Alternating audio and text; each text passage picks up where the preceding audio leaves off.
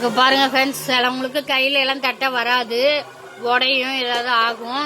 இது மாதிரி ஒரு கவர் போட்டுக்கிட்டு ரவுண்ட் பண்ணிக்கிட்டு இது மாதிரி ஒரு தட்டை வச்சு நம்ம அம்மிக்கு ரவுண்ட் ஷேப்பில் எடுத்துக்கிட்டு ஒரு ப்ரெஸ் பண்ணிவிட்டு மேலே நம்ம இந்த மாதிரி லைட்டாக தட்டி விட்டோம்னா அழகாக ஒட்டாமல் ரவுண்ட் ஷேப்பில் உங்களுக்கு சூப்பராக கிடைக்கும்.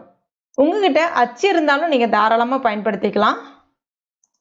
இப்போ ஒரு ஸ்பூன் அளவுக்கு இந்த பூரணத்தை உள்ளே வச்சுட்டு அந்த 2 எட்ஜுமே இந்த மாதிரி சேர்ந்து வர்ற மாதிரி இப்படி மூடணும்.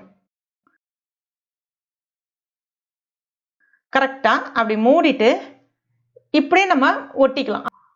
இந்த மாதிரி ஒட்டி விட்டிங்கன்னா வெளியில் வந்து அந்த பூரணம் வராது. அதே சமயத்தில் மேலே வந்து உங்களுக்கு நிறம் மாறாமல் பார்க்குறதுக்கு ரொம்பவே சாஃப்டாக தெரியும். அப்படியே திறந்து எடுக்க வேண்டியதுதான். அவ்வளோதான். எவ்வளோ சூப்பராக ரெடி ஆகிடுச்சு பாருங்கள், அச்சுலாம் எதுவுமே இல்லாமல். இதுவே நீங்கள் கொழுக்கட்டை அச்சு பயன்படுத்தி கூட செய்யலாம். இங்கே பாருங்கள் ஃப்ரெண்ட்ஸ், இது மாதிரி பண்ணிவிட்டு வாழை இலையில் வந்து நம்ம மடித்து இப்படி இட்லி பானையில் அவிச்சிக்க வேண்டியதுதான். இப்போ ஒரு 10 நிமிஷம் ஆயிடுச்சு. இதை நம்ம திறந்து பார்க்கலாம். கொழுக்கட்டை பாருங்கள் எவ்வளோ சாஃப்டாக, கொஞ்சம் கூட விரிசல் இல்லாமல் சூப்பராக வந்திருக்கு பாருங்கள். இது வந்து உடனே எடுத்துடக்கூடாது. கொஞ்ச நேரம் அந்த தட்டை எடுத்து எட்ட வச்சுட்டு கொஞ்ச நேரம் மட்டும் ஆறட்டும்.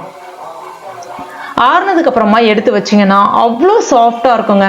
நம்ம கிட்டத்தட்ட ஒரு 10 மணி நேரம் 12 மணி நேரம் ஆனாலும் அந்த கொழுக்கட்டை வந்து கொஞ்சம் கூட விரிசல் விடாமல், கொஞ்சம் கூட கல் மாதிரி மாறாமல் அவ்வளோ சாஃப்டாக கிடைக்குங்க. இது ரொம்ப ரொம்ப ஒரு சூப்பரான டிப்ஸு. சூப்பராக வரும். இப்போ பாருங்கள் உள்ளே எப்படி பூர்ணம் சூப்பராக இருக்குது பாருங்கள். கண்டிப்பாக இந்த மெத்தடில் உங்கள் வீட்டில் ட்ரை பண்ணி பாருங்கள். ட்ரை பண்ணிவிட்டு மறக்காமல் எனக்கு கமெண்ட் பண்ணுங்கள். இந்த வீடியோ உங்களுக்கு பிடிச்சிருந்தா லைக் பண்ணுங்கள். அவசியம் கிராக்ஸே வரல பார்த்தீங்களா? என்ன இந்த விநாயகர் சதுர்த்திக்கு இந்த மெத்தடில் ட்ரை பண்ணுவீங்க தானே?